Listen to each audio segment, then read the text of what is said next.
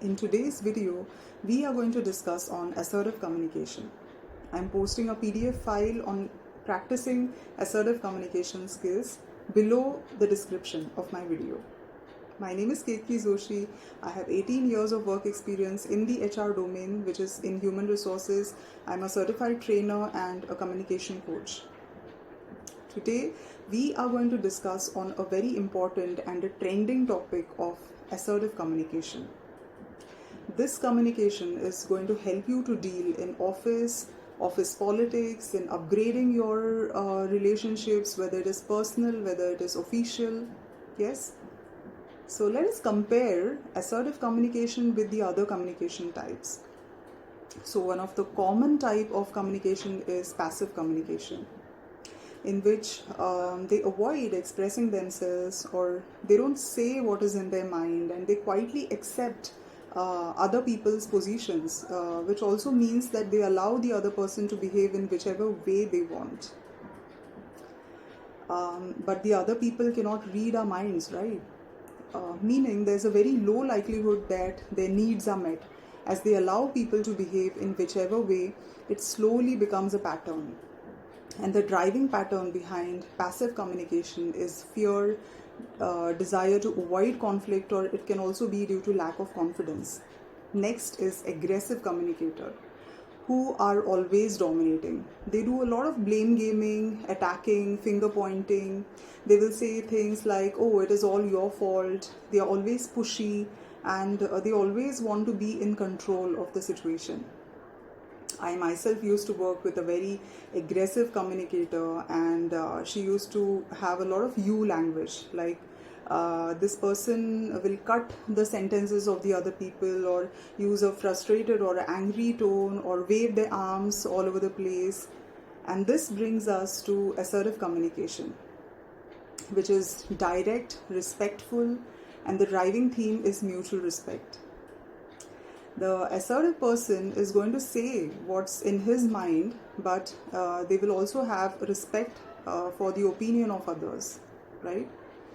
So you have your state of opinion and you don't want to control others. They always use I language. So instead of saying you caused a delay, they say that I'm concerned about the delay. And the last type is passive aggressive, where they don't speak directly. They they let their feelings to a boiling point where they will let it out in strange ways, or they act like a victim. I worked with a aggressive passive communicator as well. They didn't talk much, but they always had a sarcastic tone. And when you ask them what is your point of view, it doesn't come right away. They say you do whatever you want. But the aggression, it leaks out in some or the other ways. Yes.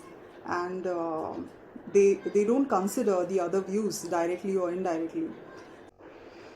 Then we come to the point that why assertive communication is the best for you. The answer is because passive aggressive or aggressive communication is in which people will focus on how to express yourself, and they will not be able to focus on the point that they are trying to make. But in assertive communication, it communicates the message without the emotional noise. So assertive communication is most likely to be heard than any other styles. Like, I'll give you an example. In passive communication is like being a doormat. Aggressive communication is like treating others as a doormat. And assertive communication is like knocking the door and letting each other in. So what is your communication style? Put a comment below. And now I'll be sharing some of the tips with you on assertive communication. Number 1, ensure that you are genuinely calm and in control of the situation and the conversation that you're going to do. And if you have any negative emotions or aggression, then stay calm, take your time, stay composed, and then start a conversation. Or you can simply write it down.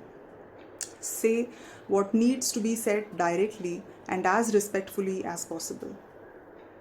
Focus that You cannot control what others do. You can only control what you can do. So control has to do a lot of things with communication. Like in aggressive communication, it tries to control others. Passive communication, in which the communicator has a feeling of being out of control. But using I language is literally means that focusing on your thoughts and your feelings by phrasing your point of view, by saying I. So instead of saying that you are giving me a lot of work, one can say that I am feeling overwhelmed by the work which is given to me. You are ignoring my concerns. Instead of that, one can say that I am feeling that my concerns are not heard. And the another tip is be a good listener. Hear them out. It's always a good idea to listen to them carefully, ask them a few questions, and that will help you to gather your assertiveness. Now, my question to you is, how do you rate yourself in assertive communication? Do you lean towards aggressive, passive, or aggressive, passive? Please assess yourself and start practicing assertive communication from today itself. On the action part, practice assertiveness by starting with safe people and easy situations, you know. So once you start practicing, then you can maybe turn with critical situations or difficult people, maybe like your boss. Yes. Also, communication is not just about our tone, but it's also about our body language. So my next video is going to be on body language. So stay tuned for the same.